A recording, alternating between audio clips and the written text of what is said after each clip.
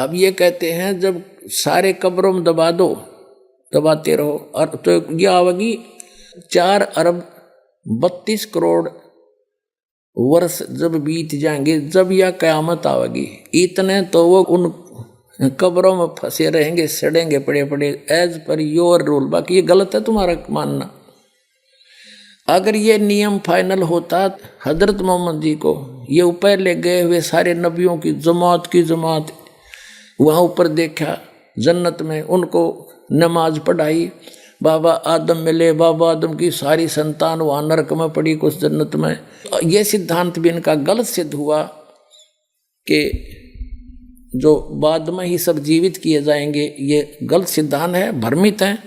वास्तविकता ये है कि जन्म मरण जो परमात्मा ने आकर बताया ऐसे ही होता है, लेकिन पूर्ण परमात्मा की सत भक्ति करने के उपरांत फिर ऐसे स्थान पर चले जाएंगे वहाँ नरक नहीं है, वहाँ जन्नत ही जन्नत है, वो सतलोक है।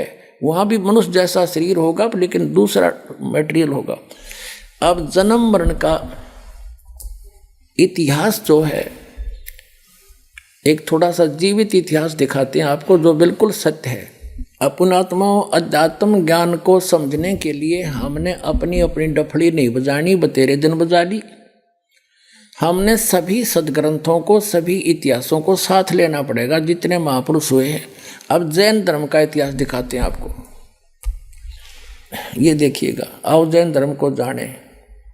ये पुस्तक है प्रवीण चंद्र जैन M.A. शास्त्री, ये पुस्तक है आओ जैन धर्म को जाने।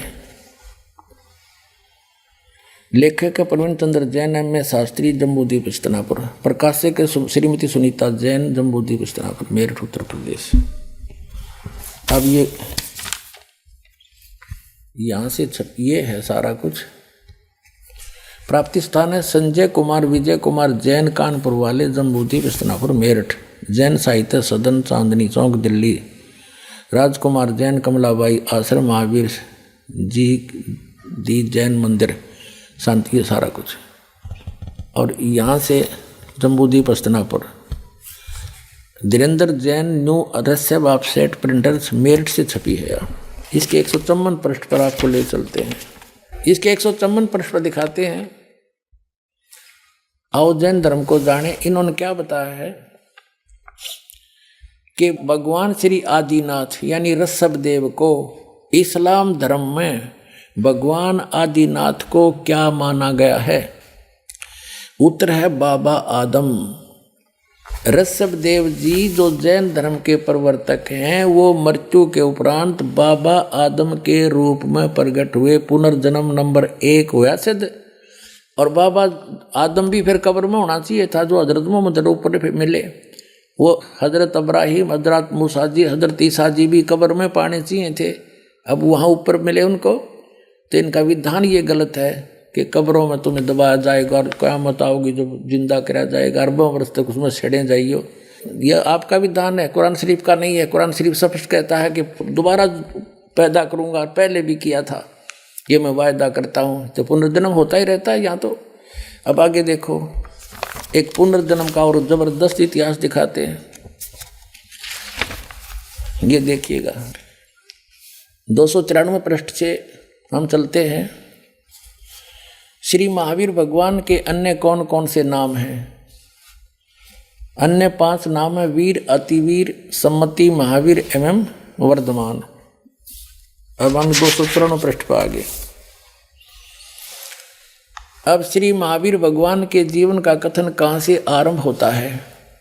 उत्तर देते हैं पुरुवा नामक भील की पर्याय से। पुरुवा नामक भील कौन था, उसने क्या किया? पुष्कलावती देश की पुंडरी कीनी नगरी में वो भीलों का राजा था। उसने सागर सेन मुनि से मद मास मधु का त्याग व्रत लिया था, जिसे आजीवन पालन किया था। श्री महावीर भगवान का जीव पुरुवा भील की पर्याय से कहा गया। पहले 100 धर्म के स्वर्ग में एक सागर की आयु वाला देव हुआ। उसके बाद स्वर्ग से आकर क्या हुआ? भरत चक्रवर्ती की रानी अनंतमती से मारीची नामक ज्येष्ठ पुत्र हुआ। फिर उसके बाद कहाँ हुआ? मारीची ब्रह्म स्वर्ग में देव हुआ। ये मारीची कौन है? ये मारीची है भरत का पुत्र, ऋषभ देव का पोता। ऋषभ देव जी ने जब तपस्या की थी 1000 वर्ष तक, पहली धर्म देशना यानी प्रथम दीक्षा, पहला चेला यू अपना पोता बनाया था मारीची। एक गुरु बनाकर साधना करते, वेदों अनुसार साधना करने वाले की भी जन्म मृत्यु कैसे बनी रही। आगे देखो, अब मारीची फिर कहाँ गया। भरत की चक्रवर्ती रानी अनंतमती से मारीची नामक ज्येष्ठ पुत्र हुआ। फिर ब्रह्म स्वर्ग में देव हुआ। अयोध्या नगरी में फिर कपिल ब्राह्मण की काली स्त्री से जटल नामक पुत्र हुआ। फिर सौदर स्वर्ग में एक सागर वाली देव हुआ। इसी भरत क्षेत्र में सुतिका नामक गांव में अग्निभूत ब्राह्मण की गौतम ऋषि से अग्निशय नामक पुत्र हुआ। यानी जन्म मृत्यु, स्वर्ग गया, फिर पृथ्वी पर, फिर स्वर्ग गया, फिर पृथ्वी पर, फिर नरक गया। ये आगे देखो 295 पृष्ठ पे, यहाँ कमाल हो जाएगा। फिर कहाँ गया। मंदिर नगर में साल्य का ब्राह्मण की पत्नी से भारद्वाज नामक पुत्र हुआ। भारद्वाज के शरीर ने छोड़कर महावीर भगवान का जीव कहाँ गया, पर्याय ने छोड़कर महेंद्र स्वर्ग में देव हुआ। महेंद्र स्वर्ग से फिर कहाँ गया। इतर निगोद में एक सागर की आयु वाला निगोदिया जीव हुआ। निगोद से निकलकर श्री महावीर भगवान का जीव कहाँ गया। अब देखो, अनेकों भाव धारण किए जो इस प्रकार है। 1000 आक वृक्ष के भाव, 80,000 सीप के भाव, 20,000 नीम के भाव वृक्ष के भाव, 90,000 बार केली वृक्ष के भाव, 3,000 बार चंदन वृक्ष के भाव, 5 करोड़ बार कनेर वृक्ष के पेड़ों के शरीर, और 60,000 बार वैश्या के शरीर, 5 करोड़ बार शिकारी के जीवन, और 20 करोड़ बार हाथी बना, 60 करोड़ बार गधा बना, और 30 करोड़ बार कुत्ता, 60 करोड़ बार नपुंसक, 20 करोड़ बार स्त्री, 90 लाख बार धोबी, और 8 करोड़ बार घोड़ा, 20 करोड़ बार बिल्ली, और 8 लाख बार गर्भपात से मरण, और केवल 80 लाख बार देव प्रयाग को प्राप्त हुआ। ये है रियल जन्म मरण का चक्र, बिल्कुल सत्य है। कब तक? जब तक उस अल्लाह अकबर की सत साधना इस दास से प्राप्त नहीं होगी, तो ऐसे जन्म मृत्यु सबकी होगी।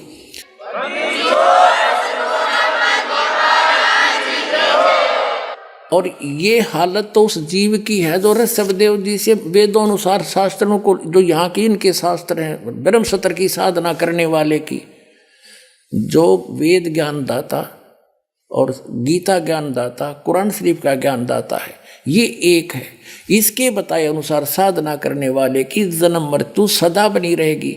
ये भूल है, इन्होंने कुरान शरीफ को ठीक से समझा नहीं, जिसलिए गलत आइडिया लगा रखा है कि एक बार आखिरत होगी। नहीं, इन्हें स्पष्ट किया कि मैं फिर पैदा करूंगा जैसे पहले पैदा किया था, नहीं तो फिर ये दोबारा पैदा करने वाली बातें नहीं, खत्म हो जानी थी। तो अब ये है ओरिजिनल, क्योंकि बाबा आदम ऊपर मिले तो पहले जा चुके हैं, वो भी खत्म होगी। बाबा हजरत अब्राहिम, मूसा जी, ईसा जी ऊपर बैठे हैं, पूरी जमात की जमात है। बाबा आदम की सारी संतान, कोई नरक में कोई स्वर्ग में। तो वो सिद्धांत गलत सिद्ध हो गया कि कब्र में पड़े रहेंगे, और फिर वो तो सब पे लागू होना चाहिए, फिर जो सब के लिए कुरान शरीफ है। तो ये इन्होंने ठीक से समझा नहीं कुरान शरीफ को, ये वास्तविकता ये। और ये हालत है उस व्यक्ति की है, मारीची वाले जीव की, जो वेदों अनुसार साधना कर रहा था। इसके बाद ये महावीर जैन हुआ। देखो ये सारा कुछ भोग का यो फिर आगे चल गया, फिर जन्म मृत्यु ऐसे चली, ये जन्म मृत्यु चली रही थी। हाथी, घोड़े, वृक्ष सब में इसका जीवन गया। और फिर देव हुआ, त्रिपुटी नामक नारायण हुआ, और फिर 7वें नरक में गया। उसके बाद 7वें नरक से महावीर भगवान का जीव कहाँ गया, ये सारा चल रहा है। सिंह पर्वत पर सिंह हुआ, फिर पुनः नरक में, प्रथम नरक में गया, फिर कहाँ गया, ये हुआ। फिर यहाँ आ जाते हैं 7वें स्वर्ग में देव हुआ। अब यहाँ आगे जम्बू द्वीप के छतरपुर नगर में नंदीवर्धन राजा की वीरमती नंदी से नंद नाम पुत्र हुआ। नंद का जीव फिर आगे कहाँ गया, पुष्पोत्तर विमान में देव हुआ। तदंतर 24 में तीर्थंकर श्री महावीर भगवान हुए। इतनी बिरान मट्टी हुए, पाछे महावीर भगवान हुआ। अरे महावीर भगवान ने के रंग लाए वो देख लो आगे। श्री महावीर भगवान हुआ, और श्री महावीर भगवान के जीव ने कितने पाखंड मत चलाए। उत्तर है 363 पाखंड मत चलाए। ले काट गया रोगी वो। अब देखो जो वर्तमान के जितने जैनी भाई हैं, इन पाखंड मत के आधार से, यानी महावीर जैन जी के द्वारा पाखंड मत चलाए गए 363 प्रकार के, उन पाखंड बकवादों के आधार से साधना कर रहे हैं। इनकी के दुर्गति होगी। ये तो एक दिन भी स्वर्ग में नहीं जा सकते। जो शास्त्र अनुकूल ऋषभ देव जी से नाम ले करके वो पुण्यात्मा मारीची साधना कर रहा था, उसकी याद रुकती, वो कम से कम स्वर्ग तक तो घूम आया। और इस पाखंड मत के आधार से तो सीधे नरक में जाएंगे सारे के सारे। अब इससे दो बात सिद्ध होगी। एक तो जन्म मृत्यु ऐसे है, ये बिल्कुल सही विधान है, और इन मुसलमान भाइयों का कहना ये गलत है। और कुरान शरीफ से भी स्पष्ट हो गया कि वो, और हजरत मोहम्मद की जीवनी से स्पष्ट हो गया। वास्तविकता यही है कि जब तक पूर्ण परमात्मा सत्पुरुष की साधना, उस अल्लाह अकबर की सत्य साधना नहीं मिलेगी, तब तक जन्म मृत्यु सदा बनी रहेगी। ये कब्र के अंदर रहना, ये विधान बिल्कुल गलत है, ये कुरान शरीफ को नहीं समझ पाए। और उस सदा के लिए समाप्त कराने के लिए परमात्मा ने दया कर रखी है अपने सभी पुण्यात्माओं पर, क्योंकि उस परमात्मा के सभी बच्चे हैं। जीव हमारी जाति है, मानव धर्म हमारा, हिंदू मुस्लिम सिख ईसाई धर्म नहीं कोई नारा। हम सभी एक परमात्मा के बच्चे हैं, उस अल्लाह अकबर के बच्चे हैं। हम शैतान के लोक में रह रहे हैं, यहाँ बयान माटी कर रखी सबकी। आज सब कुछ दिखाई देता, कल मृत्यु हो जाती है, कुछ भी साथ नहीं। ये धोखे में देकर और विवश करके रखा हुआ है। ये सारे काम जबरदस्ती करवाता है। हजरत मोहम्मद को इसने अपना ज्ञान जबरदस्ती पढ़ाया, हजरत जबरील देवता के माध्यम से डरा धमका कर। इसका विधान दिखाएंगे कभी समय आने पर। तो ये ऐसे ही कर रहा है। और वो पूर्ण परमात्मा स्वयं आता है, सहशरीर आता है, उसका नाम कबीर है, अल्लाह अकबर है, वो परमात्मा कबीर है। वो आकर के अपना सच्चा ज्ञान रूबरू आकर देता है। हम पहचान नहीं पाते क्योंकि हम गलत ज्ञान ग्रहण किए हुए थे। अब वो नहीं आए तो इस दास को भेज रहा कि अपना आत्माओं अपना कल्याण कराओ और मुक्ति पाओ।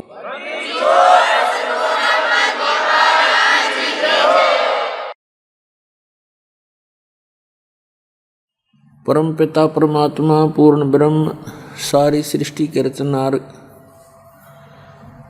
कबीर देव कबीर साहिब अल्लाह अकबर परम अक्षर ब्रह्म पूर्ण परमात्मा जी की असीम रज़ा से आप परमात्मा की प्यारी आत्माएं उस परमेश्वर की महिमा सुनने के लिए उपस्थित हुए। धन भाग हैं आपके, धन हैं आपके माता पिता जिनसे आपका जन्म हुआ। परमात्मा कहते हैं सूक्ष्म वेद के अंदर वो स्वयं आकर ज्ञान देते हैं, या तो माता भगत जन या दाता या सूर, और नहीं तो रह ले बांझड़ी क्यों व्यर्थ गंवावे नूर। परमात्मा ने कहा या तो माता भगत उत्पन्न करे या कोई सूरवीर उत्पन्न करे और या कोई दानवीर दानी उत्पन्न करे, अन्यथा इसके अतिरिक्त जो संतान हो ऐसे स्वभाव की संतान नहीं है, तो इससे अच्छा तो बांझ रह ले, कोई उत्पन्न ना करे वो अच्छा। तो पुण्यात्माओं, आप उन माता पिता से जन्म है आपका जिन्होंने आपको भक्त जना, दानी जना और सूरवीर हो आप, क्योंकि इस दास को खूब पता है जो इस परमेश्वर के मार्ग को ग्रहण करके समाज के अंदर जी रहा है वो कितनी सूरवीरता से जी रहा है, किस किस प्रकार की उन्हें बाधाओं का सामना करना पड़ रहा है, फिर भी सबको चीरते हुए चल रहा है। तो आप के अंदर वो तीनों क्वालिटी हैं, इसलिए धन्य है आपके माता पिता जिनसे जन्म हुआ। और उससे भी सौभाग्य आपका धन्य हो आपको ऐसे समय में जन्म मनुष्य का। देवता भी तरसते हैं इस प्राइम टाइम को। ये बिचली पीढ़ी ऑफ कलयुग, ये मिड टाइम है कलयुग का। और ऐसे समय में आपको मनुष्य जन्म जो परमात्मा ने वो बैन उठा रखा है, जो आज तक उसको छुपा के रखना था, जिस यथार्थ भक्ति और ज्ञान को, आज परमात्मा का वो समय आ गया है जिस समय में इसको सार्वजनिक करना था। और ऐसे समय में आपका जन्म, पुण्यात्माओं, लाल की परख जोरी कर सकता है। ना उसको स्वयं पता होता है तेरी कितनी कीमत है, ना अनजान व्यक्तियों को पता होता है इस लाल की कीमत कितनी है। ये दास जौहरी है, आप उस परमात्मा के हीरे मोती लाल हो। आपके लिए वो परमात्मा कितने तड़फ रहे थे अपनी प्यारी आत्माओं को काल के जाल से निकालने के लिए, कितने युगों से आपके पीछे फिर रहे हैं। कहते हैं गोता मारूं स्वर्ग में और जा बैठूं पाताल, और गरीब दास ढूंढते फिरे हम अपने हीरे मोती लाल।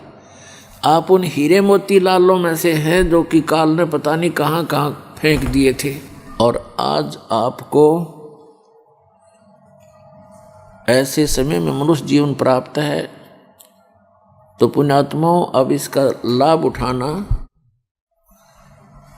सावधानी बरतना थोड़ी सी, बस इतने में बात बन जाएगी। क्योंकि आप तो युगों युगों से मालिक की शरण में रहे हो, पैर फिसल गया फिर चले गए। अब जिनको सारनाम प्राप्त हो जाता है और वो पार नहीं हो सकते क्योंकि कई कारण बन जाते हैं, तो वो पुण्यात्माएं परमात्मा की प्यारी आत्माएं होती हैं। सारनाम जिनको मिलता है वो विशेष आत्माएं होती हैं, वो पार नहीं होती हैं, यहाँ भटकती रहती हैं, तो उनके साथ फिर परमात्मा नए सिरे से फिर उनको तैयार करता है। तो इस चौथे युग में इसी समय में आपका दाव लगेगा पार होने का, और इसको चूक गए तो पुण्यात्माओं बहुत लंबा फिर बखेड़ा फिर शुरू हो जाएगा। तो सावधानी बरतना, और सावधानी इतनी है कि जो गुरु वचन पर डट गए कट गए फंद 84 के, भाई जो गुरु वचन पर डट गए कट गए फंद 84 के। गुरु जी की आज्ञा का पालन करें, समाज ने एक तरफ धर दे, क्योंकि जो इस ज्ञान को नहीं सुनते वो तो अपने जो रीति रिवाजों को अंतिम मान के उसी प्रोसेस को, उसी प्रोसीजर को फाइनल माने बैठे हैं। लेकिन हमारा मार्ग उससे हटकर है, और इस भगत और जगत का आपस में विरोध क्यों रहा है? इसका कारण यही है कि समाज की रीतियां अलग हैं। वो तो यही जन्म और मृत्यु के इस प्रोसेस में, इस चक्कर में रहने की है, और हमने इससे निकलना है।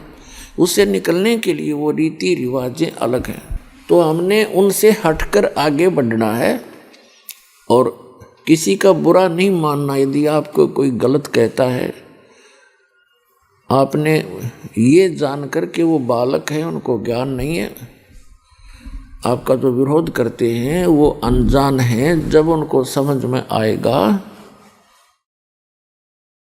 तो उनको बहुत पछताना पड़ेगा। पुण्यात्मा, उस परमात्मा ने आके ये ज्ञान दिया है कि मनुष्य जीवन बार बार प्राप्त नहीं होता, और प्राप्त हो जाता है तो फिर उसमें संत नहीं मिला करते। संतों के झुंड फिर रहे हैं। शास्त्र विरुद्ध साधना बताने वाले महापुरुष संत कहलाने वाले बिना गिनती के हैं। कदम कदम पर काल ने ऐसा भयंकर मुहिम छेड़ रखा है वर्तमान में। उसको पता है कि वो समय आ गया कि परमात्मा अपने बच्चों को सबको ग्रहण करेंगे, और उसने भी अपना पूरा एडी से चोटी का जोर लगा रखा है। ये नकली पंथ चला के नए नए संत न्यारे पैदा करके जहाँ देखा 20-30 हज़ार 50 हज़ार 10 1-2 लाख करोड़ करोड़ व्यक्तियों को ये काल के दूत फंसाए बैठे हैं। तो पुण्यात्माओं, परमात्मा ने सबसे बड़ी दया करी आपके ऊपर कि आपको शिक्षित कर दिया। ये दास खूब देख रहा है कि जब दास का जन्म हुआ 8 सितंबर 1951 को, उस समय शिक्षा का कोई विशेष जोर नहीं था, किसी की रुचि नहीं थी। 10 वर्ष के बाद देखा कि शिक्षा की कुछ रुचि बनी, और 10-20 वर्ष के बाद तो देखा कि लोगों ने शिक्षा को ही मूल चीज़ मान लिया। अपने बच्चों को, सबको, बेटियों को, बेटों को शिक्षा में सबको शिक्षित करना चाहा। तो ये परमात्मा की दया थी। हमारे समय में लड़कियों को स्कूल नहीं भेजते थे। मेरी 4 बहनें थी, उनमें से एक ही शिक्षा ग्रहण कर पाई, जो सबसे लास्ट थी। बाकी तो ऐसे अशिक्षित रही। तो कहने का भाव ये है कि परमात्मा ने आप पे रजा बख्शी, चाहे किसी भी लालच में आपने बेटियों को भी पढ़ाना शुरू कर दिया और बेटे भी पढ़ गए। तो उसका मूल उद्देश्य है कि आज आप भगवान को पहचान लोगे, इन ठगों के, इन झूठे ज्ञान को आप स्वयं रिजेक्ट कर दोगे और यहाँ भाग जाओगे अपने भगवान के जहाज में, जो सतलोक ले जाकर छोड़ देगा आपको। तो उसके लिए ये कृपा आपके ऊपर परमात्मा की कि आपको ऐसे समय में जन्म मिला। तो पुण्यात्मा दास ने जिस समय ये सत्संग शुरू किए थे और प्रोजेक्टर के माध्यम से पुस्तकें दिखानी प्रारंभ की, हमारे भक्तों को अन्य संतों के जो शिष्य थे वो ये कहते हुए सुने जाते थे कि वो किसा गुरु भाई तुम्हारा, वो तो पुस्तक पढ़ पढ़ कर सुनाता है, और टीचर तो वो होता है जो बगैर पुस्तक उठाए फटाफट सुना दे। तो हमारे बच्चों के पास कोई जवाब नहीं था, भक्तों के पास, और उन्होंने मुझे भी ये कहने की चेष्टा की कि जी लोग चाहते हैं कि बगैर पुस्तक दिखाए सत्संग किया जाए। तो उन बच्चों की सलाह को मैं नहीं मान सकता था, क्योंकि दास को पता था कि अपनी अपनी कह गए इस दुनिया के माँ, अरबिंद साहेब की बंद की कहीं ठोर ठिकाना ना। अपनी अपनी तो दुनिया कह ही रहे हैं सभी संत, और सभी उन्हीं सदग्रंथों का हवाला देते हैं और अपना अपना ज्ञान भिन्न भिन्न बता रहे हैं, विधान अलग अलग बता रहे हैं। तो दास को पता था कि ऐसे ही बात बनेगी जब तक ये दास आपके रूबरू नहीं करेगा। जैसे वैसे कह दिया मैंने कि ब्रह्मा विष्णु महेश नासवान है, इनकी जन्म मृत्यु होती है और इनके माता पिता हैं, तो कोई नहीं माने, दूना विरोध हो जाता। तो दास ने वो फिर ये कह करके फिर ये दिखा दिया, देखो भाई देवी महापुराण के 123 पृष्ठ पे सचित्र मोटा टाइप, गीता प्रेस गोरखपुर से प्रकाशित है, इसमें लिखा है, ये स्वयं कह रहे हैं विष्णु जी, मैं ब्रह्मा और शंकर, हमारी तो जन्म मृत्यु होती है, हम अविनाशी नहीं है।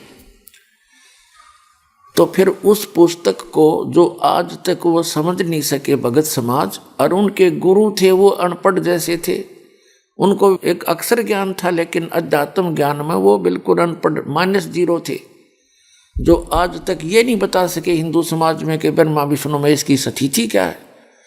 एक स्टेट के मंत्री को और कोई राष्ट्रपति बताता है कितनी बुद्धि है उसकी, कैसा जानता है वो राजनीति को। तो इसलिए दास ने ये पुस्तकें दिखाना प्रारंभ किया। भले ही कुछ एक व्यक्तियों ने अच्छा नहीं लगा, लेकिन बुद्धिमान समाज ने इसको स्वीकारा। इसके आधार से अपने सदग्रंथों को उठा उठा कर देखा, और देखा तो देखा, फिर क्या कोई झूठ थोड़ा बोला जा सकता है। सच पाया था। देख रहे हो आप, पूरा विश्व झुकेगा इस साइड में, पूरे विश्व को मानना पड़ेगा सच्चाई को, क्योंकि इसके अतिरिक्त कोई कल्याण नहीं, कोई मार्ग नहीं। तो जो प्रसंग चल रहा है कि ये बीच वाला समय जो कलयुग का है, इसमें ये मोक्ष समय है, और इस समय में जो भी परमात्मा की शरण में आ जाएंगे, सतभक्ति करेंगे, उनका मोक्ष होगा, वो उस स्थान पर चले जाएंगे। श्रीमद् भगवद गीता अध्याय नंबर 15 के श्लोक नंबर 4 में कहा है कि तत्वदर्शी संत की प्राप्ति के उपरांत उस तत्व ज्ञान रूपी शस्त्र के द्वारा इस अज्ञान रूपी गुत्थी को काटकर, अर्थात तत्व ज्ञान से अध्यात्म ज्ञान को पूर्ण रूप से समझकर उसके पश्चात परमेश्वर के उस परम पद की खोज करनी चाहिए, जहां जाने के बाद साधक फिर लौटकर कभी संसार में नहीं आते।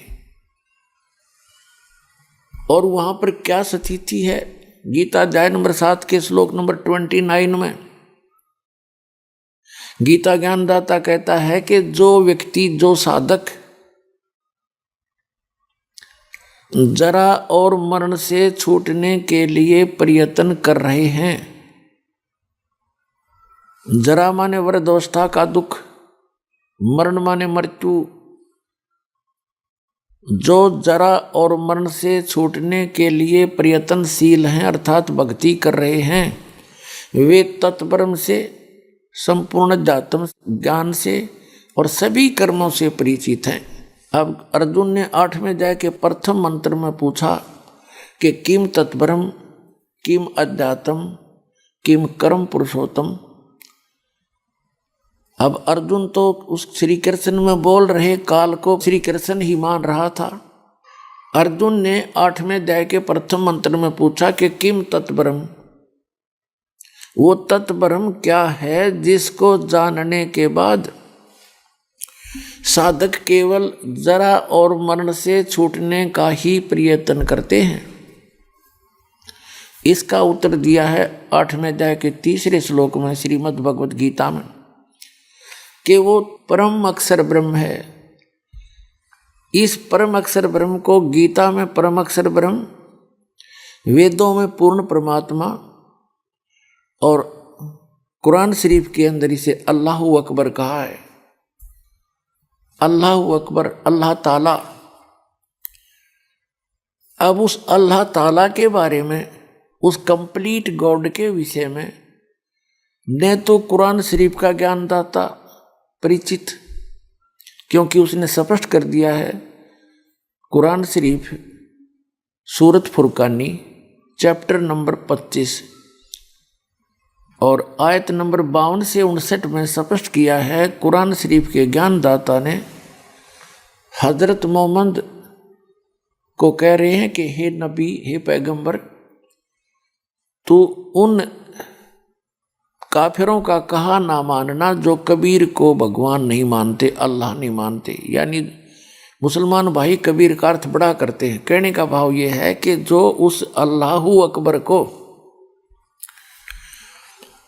भगवान नहीं मानते, अल्लाह नहीं मानते, अन्य उपासना करते हैं, तो उनकी बातों में मत आना, उनके लिए संघर्ष करना। संघर्ष का अर्थ है कि उनके द्वारा भ्रमित ना होना, मेरे द्वारा बताए गए इस ज्ञान पर दृढ़ रहना। और वो परमात्मा वही है अल्लाहु अकबर, जिसने 6 दिन में सृष्टि रची और 7वें दिन तख्त पर जा बैठा। और कुरान शरीफ का ज्ञानदाता स्पष्ट कर रहा है कि मैं नहीं जानता उसके विषय में। उसके विषय में किसी बाखबर से पूछो, तत्वदर्शी संत से पूछो। इससे स्पष्ट हो गया कि कुरान शरीफ का ज्ञानदाता उस अल्लाहु अकबर के बारे में परिचित नहीं है। तो उस अल्लाहु अकबर की भक्ति विधि भी इस कुरान शरीफ में नहीं है। उसके लिए तो ऑप्शन छोड़ दिया उसने कि वो बाखबर बताएंगे, तो बाखबर ये दास है। आज मानियो, चाहे 10 वर्ष के बाद मानना पड़ेगा आपको। इस पृथ्वी पर यदि कोई संत है, सतमार्ग दर्शन करने वाला, तो ये दास है। वैसे तो अच्छी आत्मा सभी हैं,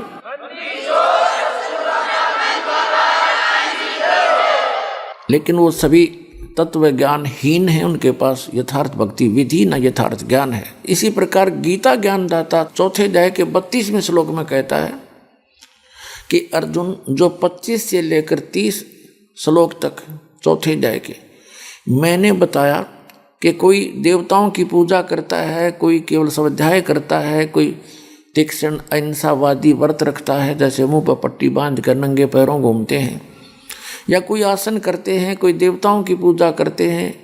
ये अपनी अपनी साधना को पाप नाशक जानते हैं, लेकिन वो कंप्लीट ज्ञान नहीं है। 4 अध्याय के गीता जी के 32वें श्लोक में कहा है कि वो इस प्रकार की वास्तविक यज्ञों की जानकारी, यज्ञ माने धार्मिक अनुष्ठान, और धार्मिक अनुष्ठानों की जानकारी विस्तार के साथ ब्रह्मण मुखे, यहाँ 4 अध्याय के 32वें श्लोक में अनुवादकर्ताओं ने अल्पजता दिखाई है, क्योंकि उनकी बुद्धि काम नहीं कर रही थी, उनको पता ही नहीं था। यहाँ ब्रह्मण मुखे का अर्थ कर दिया वेद की वाणी में। नहीं, ब्रह्मण का अर्थ वेद नहीं होता।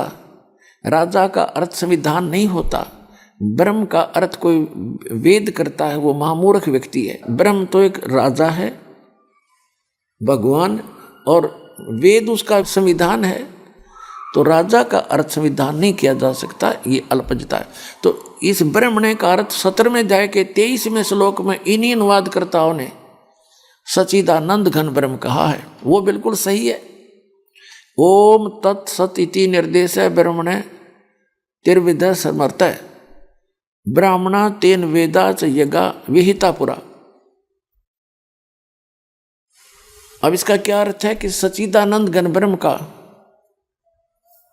उस परम अक्षर ब्रह्म का तो 3 मंत्र का जाप है, ओम तत्सत। ओम तो ये सरपुरुष का, सरब्रह्म का, काल का, और तत् ये सांकेतिक है, और सत भी सांकेतिक है, कोड वर्ड है। ये कोड वर्ड इस दास के पास है, इस विश्व में किसी के पास नहीं। इस मंत्र का दान करने का भी कोई अधिकारी नहीं है, और अनधिकारी के पास चाहे इसका ज्ञान भी हो, क्योंकि मुझ दास से सुनकर कोई बागी हो जावे, अपने आप जो ये मंत्र दान करने लग जावे संत बनकर, वो सबसे बड़ा दुश्मन होगा इस मानव समाज का, क्योंकि मिलता जुलता ज्ञान याद कर लेगा, यही मंत्र उसके पास है, तो वो डुप्लीकेट है, यानी वो पासपोर्ट डुप्लीकेट बना रहा है, वो महाअपराधी है उस भगवान के दरबार में, और 10-20 व्यक्तियों को 100-200 हज़ार को वो बर्बाद कर सकता है। तो आपने उससे भी सतर्क रहना है। तो कहने का भाव ये है, ब्रह्म ने कहा सच्चिदानंद घन ब्रह्म है। तो हम चौथे अध्याय के 32वें श्लोक में फिर आते हैं कि इस प्रकार की धार्मिक अनुष्ठानों की जानकारी ब्रह्म ने मुखे, यानी सच्चिदानंद घन ब्रह्म ने जो अपने मुख कमल से बोला, उच्चारण किया, उस वाणी में विस्तार के साथ कही गई है, वो तत्व ज्ञान है।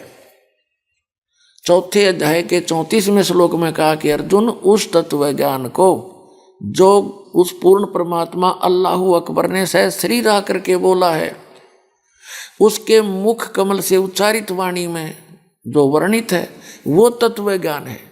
उस तत्व ज्ञान को तत्वदर्शी संतों के पास जाकर समझ, उनको दंडवत प्रणाम करने से, कपट छोड़कर नम्रता पूर्वक प्रसन्न करने से वो तत्वदर्शी संत तुझे उस परमात्म तत्व का, यानी तत्व ज्ञान का उपदेश करेंगे। इससे सिद्ध हो गया कि गीता ज्ञानदाता भी उस अल्लाहु अकबर की, परम अक्षर ब्रह्म की जानकारी नहीं रखता, सच्चिदानंद घन ब्रह्म की जानकारी नहीं रखता। उसने भी ऑप्शन छोड़ दिया है कि तत्वदर्शी संत बताएंगे। यदि इस गीता जी के अंदर वो ज्ञान होता तो 1 अध्याय और लिख देते, 18 लिखे 19 हो जाते। इसी प्रकार कुरान शरीफ के अंदर जो आयत हैं, जो सूरत हैं, वो 1 आधी और लिख देता, उसमें बता देता, उसमें पढ़ लो। वो है ही नहीं। जैसे यजुर्वेद अध्याय नंबर 40 के मंत्र नंबर 8 में एक अकायम शब्द है। ये अनजान लोग इस अकायम शब्द से भगवान को बिना काया का मानकर ढोल पीटना शुरू कर देते हैं। इनको कख तो पता नहीं। उसमें केवल अकायम शब्द अकेला नहीं है, उसमें लिखा है कि सप्रियागात वो सबसे पहला शरीरधारी है, और शुक्रम अकायम, शुक्र माने माता पिता के योग से बना हुआ उसका शरीर नहीं है। वो शुक्र से बनी काया नहीं है, शुक्र से बनी काया रहित है। और फिर आगे उसमें लिखा असनाविरम अवर्णम, यानी उसमें कोई जख्म नहीं होता, वो निराम्य है, निरोग है उसका शरीर। और असनाविरम, उसके शरीर में स्नायु नहीं है। तो इसका मतलब बॉडी तो है उस भगवान की, और उसका स्पष्ट नाम लिखा है वो कबीर मनीषी, वो कबीर देव है, सर्वज्ञ है। मनीषी माने सर्वज्ञ, और स्वयंभू है, स्वयं ही बनता, उसका कोई जनक नहीं है। स्वयंभू माने जिसका कोई जनक ना हो, स्वयं ही बना हुआ हो। तो इसे निराकार सिद्ध हो गया। ऐसे ये वेद के अनुवाद करता भ्रमित है, भगवान को निराकार बताते हैं, उसमें स्पष्ट साकार लिखा है। यजुर्वेद अध्याय नंबर 40 के मंत्र नंबर 8 को ये मुसलमान प्रवक्ता डॉक्टर जाकिर नायक जी भी कैसे अनुवाद करता है कि उसका जिस्म नहीं है, बॉडीलेस है भगवान, तो इन्हें खाक पता है। आगे 40वें अध्याय के मंत्र नंबर 9 का अनुवाद गलत करते हैं ये। संभूति का अर्थ है जो उत्पन्न होता है, असंभूति जो उत्पन्न नहीं होता है। इसका निष्कर्ष निकाला है यजुर्वेद अध्याय नंबर 40 के मंत्र नंबर 10 में क्या स्पष्ट किया है कि वेद ज्ञानदाता कहता है कि कोई तो संभवात कहता है भगवान के विषय में। संभवात माने वो जन्म लेता है जैसे श्री राम और श्री कृष्ण रूप में, और कुछ उसको असंभवात कहते हैं, यानी वो कभी जन्म लेता ही नहीं। तो उसमें स्पष्ट किया है कि वो भगवान कैसा है, वो जन्म नहीं लेता, वो मानते हैं वो निराकार है। तो उसमें स्पष्ट किया है कि परमात्मा जन्म लेता है या नहीं लेता है, वो राम कृष्ण के रूप में अवतरित होता है या नहीं होता है, वो अजन्मा है या जन्मा है, उसकी जानकारी तो तत्वदर्शी संत बतावेंगे। धीराणाम, उनसे पूछो। तो इससे भी स्पष्ट हो गया कि वेद ज्ञानदाता वही है जो गीता ज्ञानदाता है, कुरान शरीफ का ज्ञानदाता है, और अन्य जो होली बुक मानी जाती हैं तौरात, जबूर और इंजील, उनका ज्ञानदाता भी यही है। ये तो ऑप्शन छोड़ दिया इसने कि वो परमात्मा तो कोई और है। जैसे पवित्र बाइबल में उत्पत्ति ग्रंथ अर्थात तौरात के अंदर उत्पत्ति ग्रंथ में ये बताई किसने? ये इसी ने बताई, गीता ज्ञानदाता ने, कि परमात्मा ने 6 दिन में सृष्टि रची, उसने मनुष्य को अपने जैसा उत्पन्न किया। तो भगवान भी तो मनुष्य जैसा हो गया, निराकार है, साकार है वो। और फिर उसमें यह भी स्पष्ट कर दिया उसने कि परमात्मा ने तो किसी को भी मांस खाने का आदेश नहीं दे रखा उस अल्लाह अकबर ने। उसके आगे यदि बाइबल में या तौरात में या जबूर में या इंजिल के अंदर या कुरान शरीफ में यदि मांस खाने का आदेश है, वो अल्लाह अकबर का नहीं है, वो तो अन्य देव का है। अन्य देव की आज्ञा पालन करने से परमात्मा का विधान खंड हो जाता, वो दोषी होता, दंडित होता, तो वो नहीं आपने करना चाहिए। तो उसी ज्ञानदाता ने ये 4 किताब बोली, कौन कौन सी? तौरात, जबूर, इंजिल और कुरान। जब उसने प्रथम जो पुराना नियम है उसको तौरात बोलते हैं, उसमें ज्ञान दे दिया कि पूर्ण परमात्मा ने सृष्टि रची 6 दिन में, 7वां दिन तख्त पर बैठ गया, उसने मनुष्य को अपने जैसा उत्पन्न किया और किसी को भी जीव जंतुओं को भी मांस खाने का आदेश नहीं, उसने भरपूर कर रखा है इस पृथ्वी पर। वो खाने योग्य पदार्थ बहुत दे रखे, वो खाओ। तो उसको बार बार रिवाइज करना उचित नहीं समझा, क्योंकि उसका जो ज्ञान देना था फर्स्ट पुराने नियम में दे दिया। और पुण्यात्मा, जो प्रसंग चल रहा है कि वेद ज्ञान दाता भी वही है और कुरान शरीफ का ज्ञान दाता भी वही है। पुस्तक जो तौरात, जबूर, इंजिल, उनका ज्ञानदाता भी वही है। कौन? ब्रह्म है। ये इनकम्प्लीट गॉड है, ये डम्मी गॉड है। डम्मी गॉड माने अधूरा, अधूरा गॉड है। एक डम्मी का दूसरा तो होता है, जैसे एक मोबाइल बना देते हैं नकली सा, वो यूजफुल नहीं होता, दिखे वैसा ही, ऐसा समझ लो। तो जो कंप्लीट गॉड है, जो परम अक्षर ब्रह्म है, जो पूर्ण परमात्मा है, वो इनसे अन्य है। उसकी जानकारी ना वेदों में, ना गीता में, और न ही उन 4 पुस्तकों में, तौरात, जबूर, इंजिल और कुरान में। तो वो किस में है? जो परमात्मा ने स्वयं आकर के सतलोक से, अपने निज स्थान से, ऊपर के लोक से सहशरीर आके और यहाँ जिंदा महात्मा का रूप बना के या एक शिशु रूप धारण करके धीरे धीरे बड़ा होकर लीला करके वो तत्व ज्ञान अपने मुख कमल से बोला है। वो है वो तत्व ज्ञान कंप्लीट इन ऑल रेस्पेक्ट, उसको सूक्ष्म वेद भी कहते। तो वो ज्ञान पूरे विश्व में यदि है तो इस दास के पास है, और किसी के पास है नहीं, चाहे इसको अभिमान समझ लो और चाहे सच्चा ज्ञान समझ लेना। आपको एक दिन स्वीकार करना पड़ेगा जो दास वचन बोल रहा है। अभिमान नहीं कर रहा, सच्चाई बताने की चेष्टा कर रहा हूं, क्योंकि आप अज्ञान से रंगे पड़े हो। और इतनी बार नहीं समझाया जाएगा तो रंग उतरे नहीं आपका। आपके पास अपने अपने धर्मों के सदग्रंथ हैं, अपने सदग्रंथों को स्वयं देखो। इन लोगों की दंत कथा अपने वर्तमान के धर्म गुरुओं पर आश्रित ना रहो।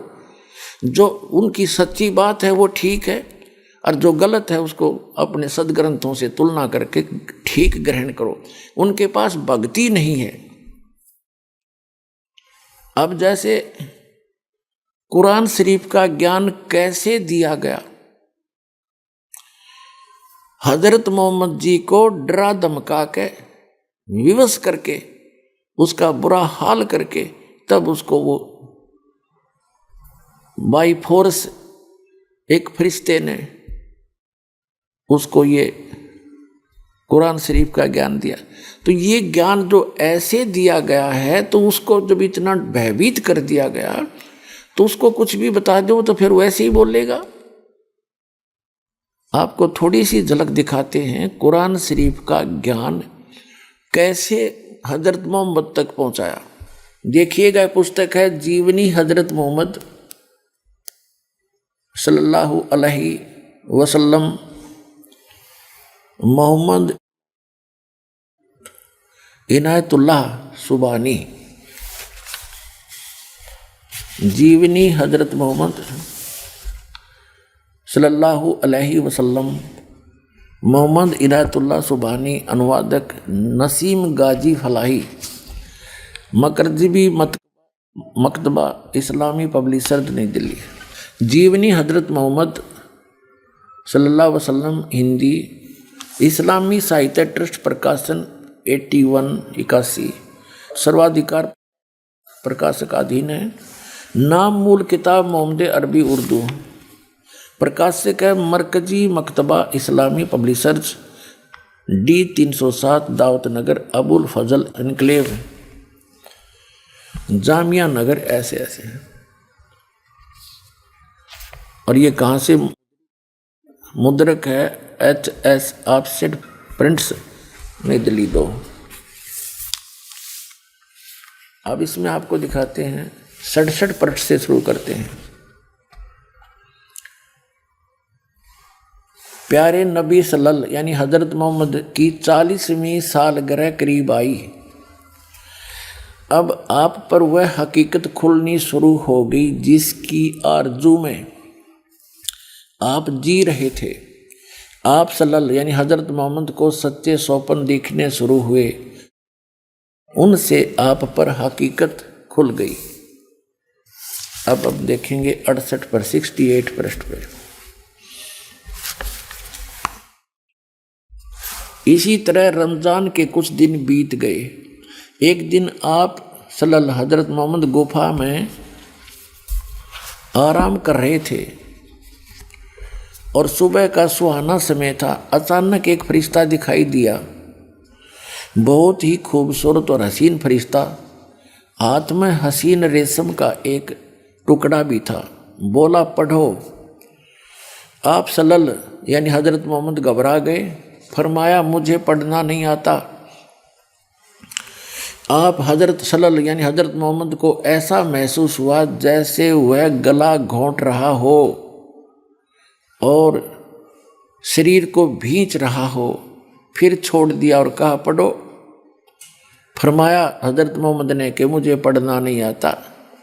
पुण्यात्माओं, ऐसे डरा धमका के कैसा ही कुछ भी ज्ञान दे दो वही मानना पड़े। ऐसे ही गीता ज्ञानदाता ने अर्जुन को जब वो सीधे हाथों नहीं मान रहा था, ऐसा भयंकर रूप दिखा दिया, विकराल रूप अपना। उससे सारा कापन लग गया अर्जुन जैसा योद्धा। और फिर उसने जो कहा वो सारी मान ली इसने, वही तरीका इसने अपनाया। ये देखिएगा, फरमाया मुझे पढ़ना नहीं आता। अब 59 पृष्ठ पर पढ़ेंगे। फिर आप सल्लल्लाहु ने अर्थात हजरत मोहम्मद को महसूस हुआ कि वह गला घोंट रहा है दोबारा और शरीर को भींच रहा है, फिर छोड़ दिया और कहा पढ़ो। आप सल्लल्लाहु को अंदेशा हुआ कि वह फिर गला घोटेगा और इस बार और जोर से भींचेगा। फरमाया क्या पढ़ूं? हजरत मोहम्मद बोला क्या पढ़ूं? अब फरिश्ता बोला पढ़ो अपने रब के नाम से जिसने पैदा किया इंसान को खून की फुटकी से। पढ़ो तुम्हारा मेहरबान रब ही है जिसने कलम से सिखाया इंसान को, वह कुछ सिखाया जो उसे मालूम न था। कुरान, ये कुरान की कोई आयत है। फरिश्ते के बताने पर आप सल्लल्लाहु ने पढ़ा तो पढ़ते ही याद हो गया, चित्त पर अंकित हो गया। फिर फरिश्ता चला गया। आप उठ खड़े हुए। भय से दिल बैठा जा रहा था, घबराहट से चेहरा उतरा हुआ था। आप सहमी निगाहों से गुफा में हर तरफ देखने लगे। हैरानी और घबराहट की हालत थी। दिल ही दिल में सोचने लगे अभी मुझे किसने बातें की हैं, वह कौन मुझे पढ़ा गया है। फिर तेजी से गुफा से बाहर आए। अब आप सल्लल्लाहु हजरत मोहम्मद को पूरा विश्वास हो गया कि ये जिन्न का असर है और जिस बात का डर था वही सच साबित होकर रही। आप सल्लल्लाहु पहाड़ की घाटियों से गुजरने लगे। पूरा शरीर थर थर काँप रहा था। दिल में बार बार ख्याल आता, शुरू में जो सौपन दिखाई दिया वह तो बिल्कुल सच्चे निकले। उनसे बहुत सी नई बातें मालूम हो गई। जिस चीज़ की तलाश थी वह खुल कर सामने आ गई। लेकिन वह कौन था जो अभी यहाँ खड़ा था? वह कौन था जो पढ़ने के लिए कह रहा था? अचानक एक आवाज़ आई, मोहम्मद। आप सल्लल्लाहु यानी हजरत मोहम्मद चौंक पड़े। घबरा कर सिर ऊपर उठा, देखा तो वही फरिश्ता आदमी की सूरत में खड़ा था। वह पुकार कर कह रहा था, मोहम्मद तुम अल्लाह के रसूल हो और मैं जिब्रील हूँ। आप सल्लल्लाहु की घबराहट और बढ़ी।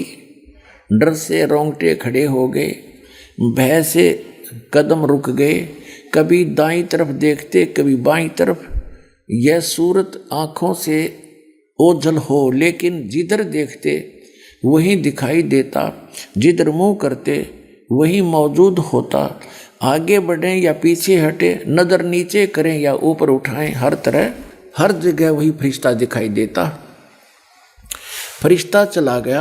आप हजरत मोहम्मद अपनी पत्नी खदीजा के पास आए। भय से कांपते हुए और पसीने में डूबे हुए आते ही फरमाया, मुझे कुछ उड़ा दो, कुछ उड़ा दो। तुरंत बीबी खदीजा ने चादर उड़ा दी। खदीजा, मुझे क्या हुआ?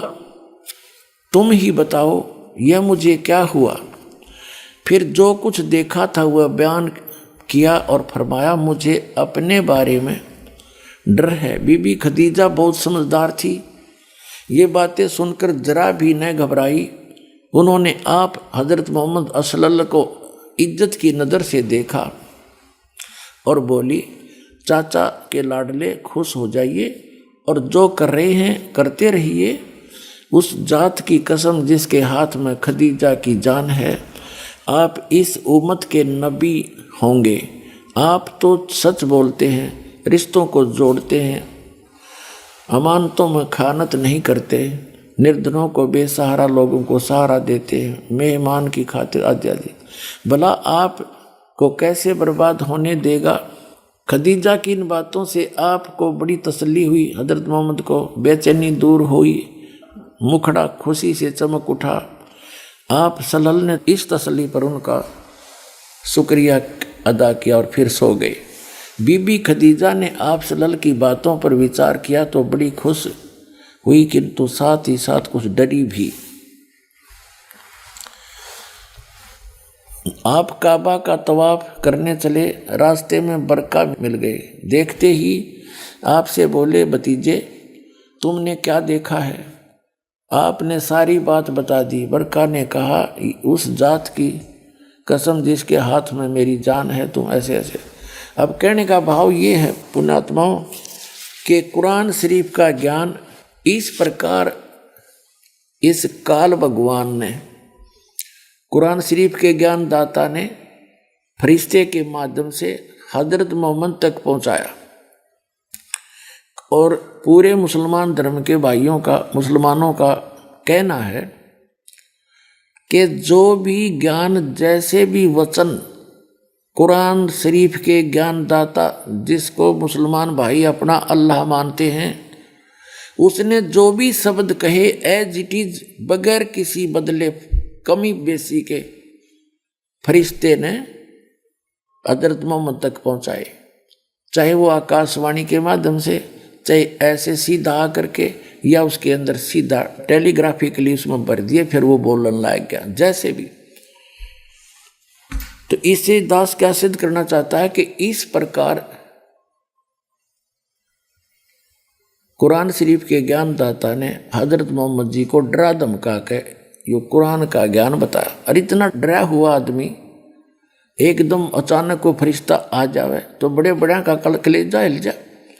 तो ऐसे ये कुरान शरीफ का ज्ञान प्राप्त है।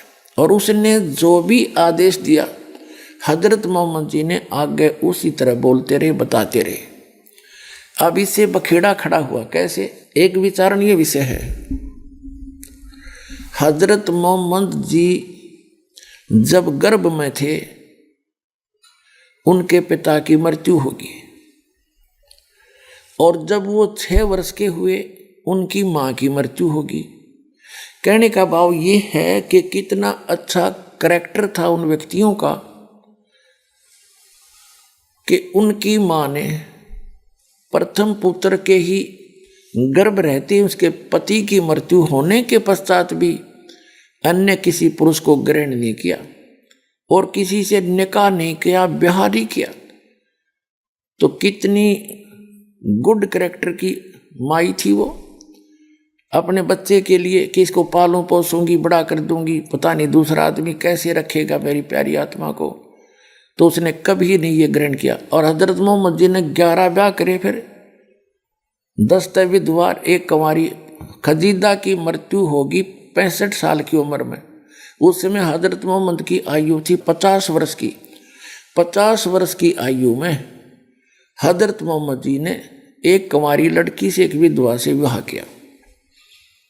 लड़की वो इतनी छोटी थी, बहुत कम, 11 वर्ष की, इसमें प्रत्यक्ष प्रमाण है। और फिर आगे 9 औरतों से, विधवाओं से और विवाह किया। तो कहने का भाव ये दास ये नहीं कहना चाहता कि हजरत मोहम्मद ने गलत किया। ये हजरत मोहम्मद का तो इसमें रोल खत्म हो गया। इसने तो जो भी उस कुरान शरीफ के ज्ञानदाता इस काल भगवान ने जैसा भी उसको आदेश दिया, विवश किया, उसने वही काम कर लिया। तो पुण्यात्माओं, हमने पुनः हटना पड़ेगा इन सभी सदग्रंथ जो हम आज तक पढ़ते रहे। आप जी ने इनके साथ साथ इस अध्यात्म ज्ञान का निर्णय करने के लिए उस सूक्ष्म वेद को भी साथ में जानना पड़ेगा, तत्व ज्ञान को, जो ना कुरान शरीफ में है, जो न तौरात में है, न जबूर में, ना इंजिल में, और ना ही श्रीमद् भगवद गीता में। पुराणों में तो मतलब है नहीं, पुराण तो ब्रह्मा जी का दिया हुआ ज्ञान है, और कुछ अन्य ऋषियों ने अपना मिक्स करके उसमें फरिश्तों का, देवताओं का वो अलग से 18 उसके भाग कर दिए।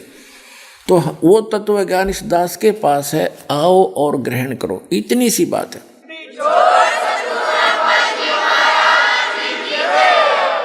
हजरत मोहम्मद जी का जो प्रथम विवाह हुआ था, एक खदीजा नाम की स्त्री थी, औरत थी, बहन थी। वो 2 बार पहले विधवा हो चुकी थी। वो 40 वर्ष की थी उस समय, हजरत मोहम्मद जी 25 वर्ष के थे। देखिएगा, क्योंकि ये हिस्ट्री आपके रूबरू होनी चाहिए तभी पता चलेगा। ये 46 पृष्ठ पे वही जीवनी हजरत मोहम्मद। खदीजा बहुत ऊंचे घराने की औरत थी। यह बनी मखजूम के 2 रईसों से आगे पीछे ब्याही थी। ये विधवा हो चुकी थी। वे दोनों बहुत काफ़ी दौलत छोड़कर दुनिया से विदा हो गई थी। अब हम कहते हैं 51 पे। ये वैसे नावल की तरह लिखा हुआ है, इसको लेखक ने थोड़ा अपने हिसाब से सुधारा है। 51 पृष्ठ पर आगे, यह मेरे भाई अब्दुल्ला का बेटा मोहम्मद है। यह वह नौजवान है कि कुरैश में इस जैसा कोई नहीं है। हाँ, माल इसके पास कम है, लेकिन माल को तो चलती फिरती छाँव है। मोहम्मद मेरा संबंधी है, यह तुम सब जानते हो। वह खुलैविद की बेटी खदीजा से निकाह करना चाहता है। इस तरह मुबारक काम पूरा हुआ और कुरैश की सबसे बाइज्जत औरत कुरैश के अमीन के घर में आ गई। उस समय आपकी उम्र 25 साल 2 महीने 10 दिन की थी और बीबी खदीजा 40 साल की थी। अब 52 पे, खदीजा के साथ आपकी ज़िंदगी अत्यंत आनंदपूर्ण ज़िंदगी थी। अब देखो, हम मोटा मोटा पढ़ लेंगे, सारा हिसाब आ जाएगा। अब 64 पृष्ठ पर पढ़िएगा। लेकिन ये मुबारक घड़ियाँ और खुशी के दिन जल्दी ही ख़त्म हो गए।